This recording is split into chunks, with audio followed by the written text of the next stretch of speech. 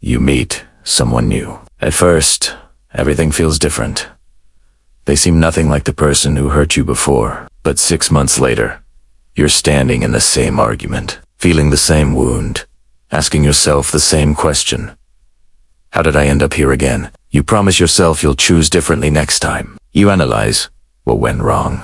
You read the books, do the therapy, make the lists of red flags. Yet somehow, like a ghost that won't leave, the same pattern appears in a different face. The details change, but the achy stays identical. It's not coincidence. It's not bad luck, and it's definitely not the universe conspiring against you. Carl Jung understood something most people spend their entire lives avoiding. We do want to stumble into pain. We're drawn to it with the precision of a moth to flame. Not because we're broken, but because we're unconsciously trying to heal something ancient within us. The same wound keeps appearing because you haven't yet learned what it's trying to teach you. Think about it. The friend who always takes more than they give. The partner who's emotionally unavailable. The boss who never sees your value. The situations might look completely different on the surface, but underneath, they're echoing the same note, playing the same melody you learned to dance too long before you had words for it. Jung called this the repetition compulsion. But it's more than just compulsion. It's an unconscious form of memory. Your psyche is trying to resolve something it couldn't resolve the first time it happened. Maybe it was a parent who couldn't see you. Maybe it was a moment when love felt conditional. Maybe it was the day you learned that being yourself meant being abandoned. So you recreate it. Not consciously. Not deliberately. But with an eerie accuracy that would be impressive if it weren't so painful. You choose people who feel familiar, even if that familiarity tastes like loneliness. You enter situations that echo the original injury, hoping that this time, somehow, the ending will be different. But here is what makes this truly mysterious. You do want to recognize the pattern while you re-in-it. When you're attracted to someone who will eventually hurt you in that specific way, they don't announce themselves as a repeat performance. They feel like possibility. They feel like fresh air. They feel like finally, somewhat different. The mind is a strange architect. It builds the same house over and over, just painting the walls a different color each time. And you walk in thinking you've never been here before, even though your body knows every creaking floorboard, every cold draft, every room where the light doesn't quite reach. This isn't about blame.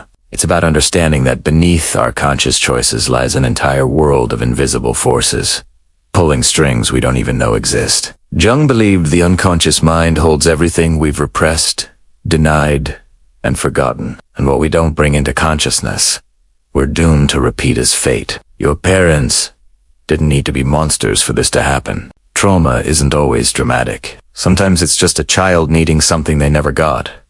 Attention, approval, safety, the feeling that their emotions mattered. And when those needs go unmet, they don't disappear. They go underground. They wait. Then you grow up. You become an adult with freedom and choice. But those buried needs are still down there. Still young. Still desperate to be seen. And they don't speak in words. They speak in attraction, in gut feelings, in the mysterious pull you feel towards certain people, certain dynamics, certain dooms. The person who abandoned you emotionally might be gone, but the part of you that needed them never left. It's still reaching out, still hoping, still trying to get that need met. So you find someone new to reach toward, someone who feels like they could finally fill that empty space. Except they can't. Because they're not supposed to. They're not your parent. They're not your past. They read just another person who happens to fit the shape of your wounds so perfectly that your unconscious mistakes them for the cure. Jung said we don't see things as they are. We see them as we are. When you look at someone through the lens of an old injury, you don't see them clearly. You see a role, a character in a play your psyche has been rehearsing since childhood, and you cast them without auditioning them, without asking if they even want the part. This is why the same pain finds you, not because you're cursed, but because you're retrying to heal yourself, using the only map you have, the map of your original wound. You return to the scene of the crime, hoping this time you'll solve it. This time, you'll be enough. This time, they'll stay. But healing doesn't work backwards. You can't fix the past by recreating it in the present. You can't make someone love you the way you needed to be loved as a child. The grown version of you deserves more than being cast as the child still trying to earn what should have been given freely. There's a moment in everyone's life when they realize they've been here before, standing in this exact emotional weather, feeling this exact species of heartbreak. That moment is a gift, even though it feels like a curse. Because recognition is the first step toward freedom. Right now, you might be wondering which pattern you're stuck in, what pain you keep recreating without meaning to, and that wondering, that curiosity, that willingness to look, is already the beginning of something changing. Jung spoke often of the shadow, that part of ourselves we refuse to acknowledge. But there's another concept equally powerful, one that explains why we keep choosing what hurts us.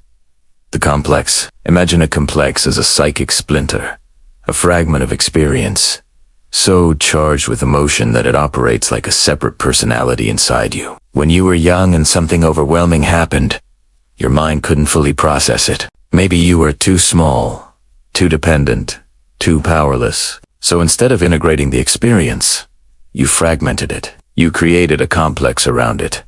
A kind of psychological capsule that contains the memory, the emotion, the belief, and the wound, all frozen in time. These complexes sit in your unconscious like landmines. You don't know they're there until something in your present life activates them. 10. Suddenly, you're not a rational adult anymore. You're reacting with the fear of a child, the rage of an adolescent, the desperation of someone who once needed something so badly they thought they'd die without it. This is why you can be successful, intelligent, self-aware, and still find yourself in the same painful dynamic you swore you'd never repeat. Because the complex doesn't care about your conscious intentions. It operates beneath them, in the dark, pulling you toward people and situations that resonate with its frequency. Think of it like this. Your complex is looking for its match. It's scanning every new person you meet, every new situation you enter, searching for the thing that fits its shape. And when it finds that thing, it floods your system with a feeling you've learned to interpret as attraction, as chemistry, as fate. But it's not love you're feeling in that moment, it's recognition. The complex has found its mirror, the wound has found its echo, and some primal part of you thinks, finally, here's my chance to make this right. Except you can't. Because the complex isn't trying to heal. It's trying to repeat. It's trying to prove the story it already believes. If your complex holds the belief that you're not worthy of consistent love, it will lead you toward people who confirm that belief. Not because you want to suffer, but because the complex needs to be right. This is the tragedy of it. The very mechanism that's trying to protect you from future pain is the thing creating it. Your psyche thinks if it can just predict the abandonment, control the rejection, rehearse the heartbreak, then maybe this time it won't hurt as much. Maybe this time you'll be prepared. But you can't prepare for self-fulfilling prophecies. You can't brace yourself against pain you're unconsciously orchestrating. And this is where so many people get stuck, in a loop of awareness without transformation. They know what they're doing wrong. They can describe their pattern perfectly. They just can't stop doing it, because knowing and healing are not the same thing. You can intellectually understand that you're re-attracted to emotionally unavailable people while still feeling that irresistible pull when you meet another one. Your conscious mind is nodding along with the insight, while your complex is already writing the next chapter of the same story. Jung believed that what we resist persists. The more you try to simply avoid your pattern, the more power it has over you. You can't think your way out of a complex. You can't logic yourself free of an unconscious wound. The only way through is to turn toward it, to meet it, to finally give it the attention it's been demanding all along. But here's what makes that so difficult. Turning toward your wound means feeling it fully. Perhaps for the first time. Most people never actually felt their original pain when it happened. They survived it by not feeling it. Be going numb, or busy, or perfect, or invisible. Whatever it took to not shatter completely. So the pain is still there, unfelt, waiting. And every time you recreate the pattern, you're getting close to that feeling without actually arriving at it. You're circling it like a drain, getting pulled toward the center but never quite falling in. Because falling in would mean finally feeling what you've been running from your entire life. This is why some people seem addicted to chaos, to drama, to relationships that are always on the verge of ending. It's not that they enjoy suffering. It's that the suffering keeps them in motion, keeps them distracted from the deeper, older pain underneath. The crisis in the present is terrible. Yes, but it's familiar terrible. It's manageable terrible. It's not the bottomless terrible of the original wound. Your complex will keep recreating scenarios that almost let you heal, but not quite. Almost let you feel, but not quite. Almost let you break the pattern, but not quite. Because the complex doesn't want to die, and healing it would mean letting it die. It would mean no longer needing the story it tells, the role it plays, the identity it provides. Who would you be without your wound? Without the narrative that you're too much or not enough, that love is conditional, that people always leave, that you have to earn what should be given. These stories are painful, yes, but they're also familiar. They're the devil you know, and the psyche clings to the familiar even when the unfamiliar promises freedom. Consider the person who always ends up with partners who need fixing. On the surface, it looks like compassion, like love, but underneath, there's often a complex that says, I'm only valuable when I'm needed. I'm only lovable when I'm useful. If I can't save you, you won't stay. So they choose broken people, not because they're masochistic, but because broken people need them in a way that feels like love. The complex gets fed, the pattern continues, and they wonder why they're always exhausted, always hiding, always feeling like their love isn't enough. Or the person who's attracted to people who are critical, demanding, impossible to please. They say they hate it, and they do, but their complex remembers a parent who was the same way. And there's an unconscious belief. If I can finally please someone who can't be pleased, then I'll prove I was worthy all along. Then the past will be redeemed. But it won't, because the past doesn't live in other people. It lives in you. And no amount of external validation can heal an internal wound. You can collect 1,000 approvals from people who remind you of the one who withheld it, and you'll still feel empty. Because you're trying to feed your present self with what your past self needed. This is the loop. This is the trap. This is why you attract the same pain over and over. Not because you're defective, but because you're human. Because your psyche is doing exactly what it was designed to do. Trying to resolve unfinished business. Trying to complete what was interrupted. Trying to make sense of what once made no sense at all.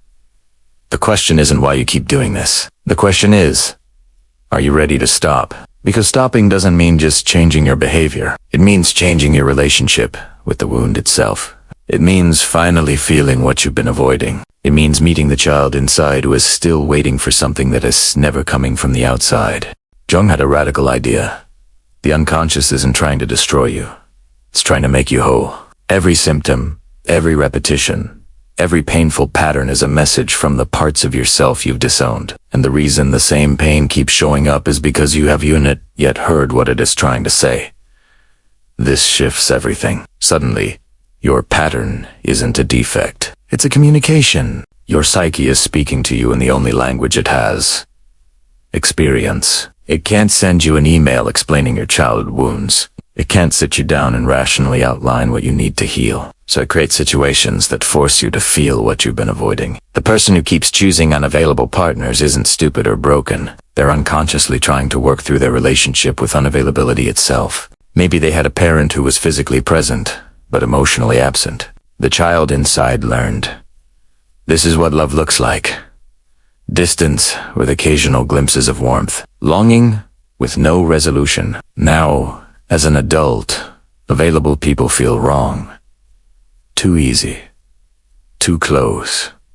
Suffocating, even. Because available doesn't match the template of love that was imprinted early. So the psyche seeks out what's familiar. Someone who's almost there, but not quite. Someone who keeps you in that same state of hoping, waiting, trying. And every time it happens, you're being given an opportunity. Not to finally win their love, but to finally grieve that you couldn't win it the first time. The person in front of you is just a stand-in, a symbol. The real work isn't convincing them to choose you. It's mourning the fact that someone you needed once didn't. But most people don't take that opportunity. They get lost in the drama of the present situation, convinced that if they could just say the right thing, be the right way, this person would stay. They don't realize they're fighting a ghost. They don't realize the person they're actually trying to reach is decades in the past and forever unreachable. Jung called this projection. You project onto others the qualities, the roles, the emotions that belong to your internal world. You see your father and your boss, your mother and your partner, your childhood self and your adult relationships, and you react not to what's actually happening, but to what happened before.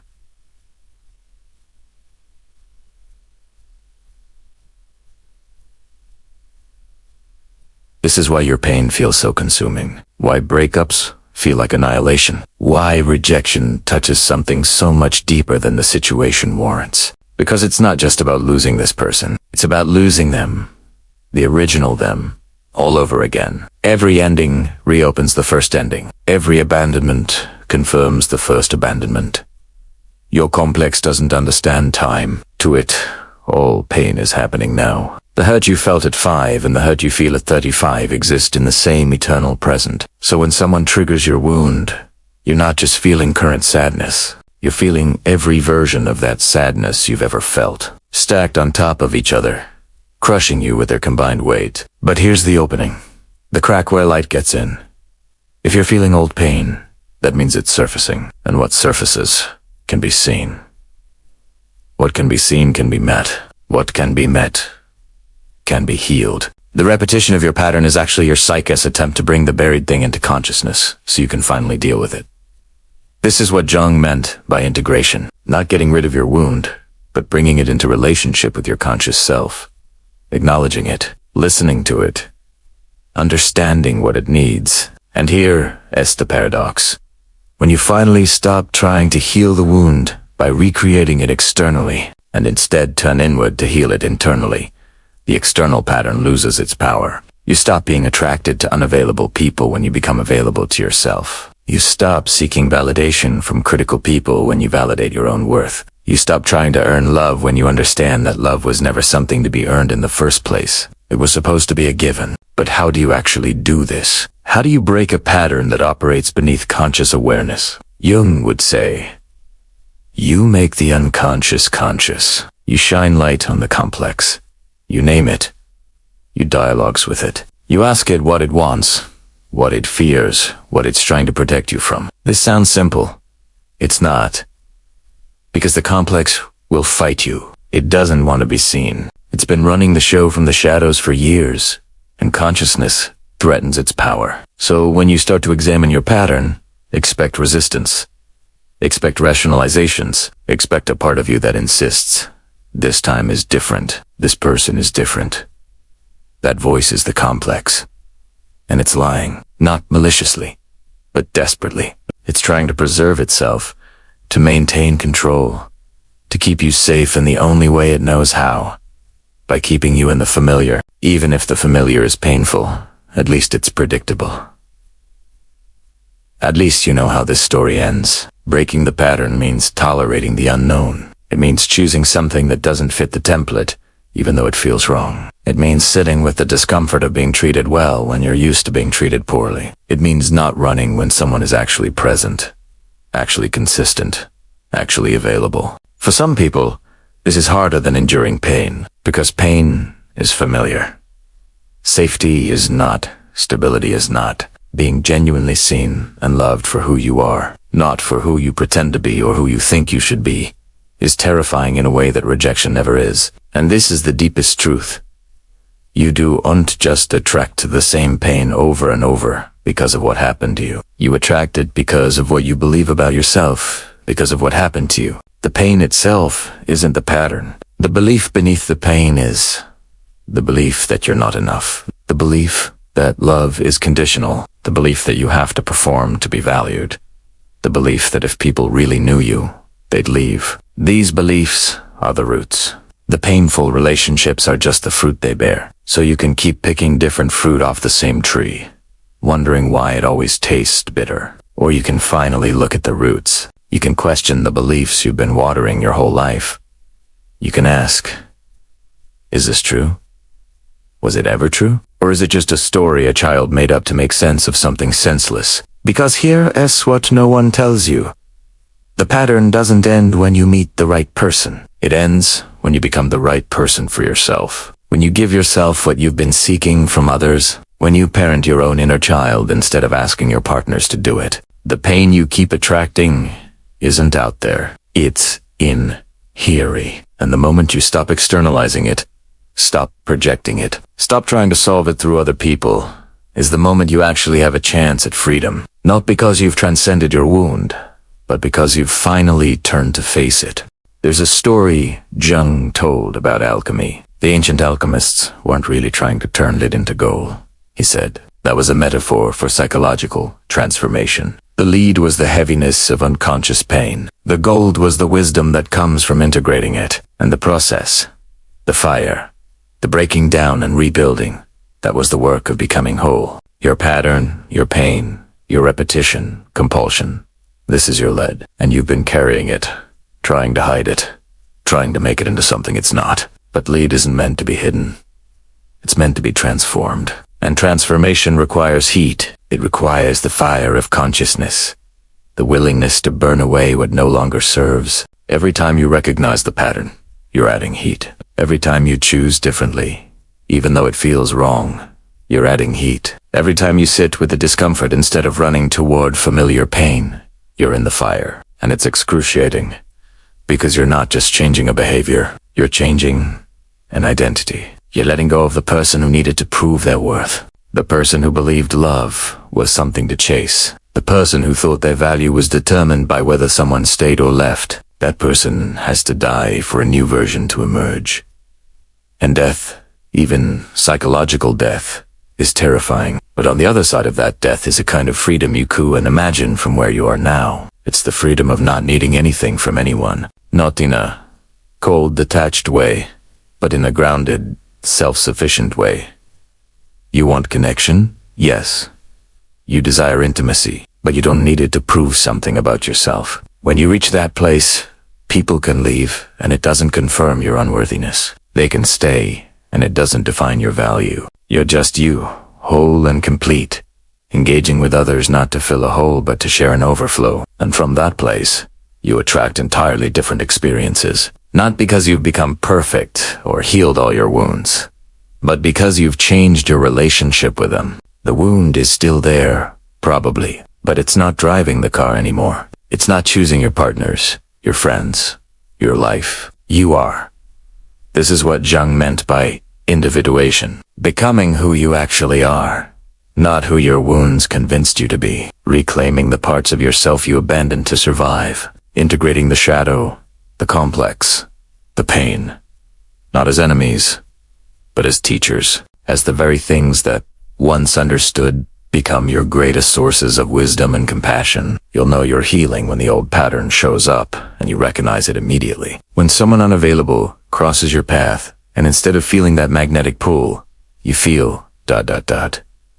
nothing, or maybe sadness for the version of you who would have chased them. But no compulsion. No need.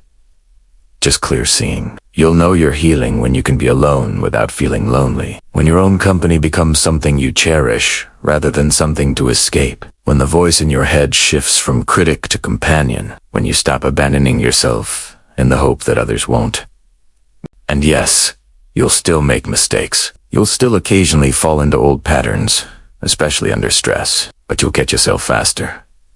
You'll be kinder about it. You'll understand that healing isn't linear, that it spirals, that sometimes you have to visit the same wound at a deeper level to release another layer of it. The pain you've been attracting over and over isn't a life sentence. It's a conversation your psyche has been trying to have with you, and every painful repetition has been it.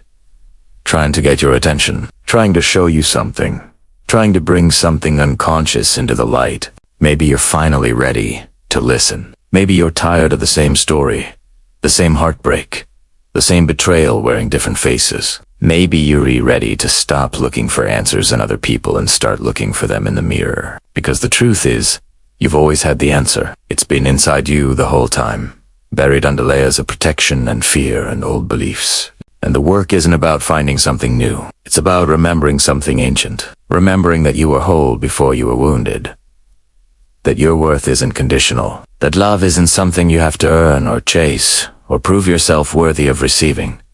You were born deserving it, and somewhere along the way, you forgot. The pattern you've been repeating is just your psyche's awkward, painful way of trying to remind you, to bring you back to yourself, to make you conscious of what you've been unconsciously seeking everywhere, but the one place it actually exists, within. So the next time you feel that familiar pull, that attraction to something that looks like your old pain in a new package, pause. Ask yourself, what am I actually reaching for here? What need am I trying to meet?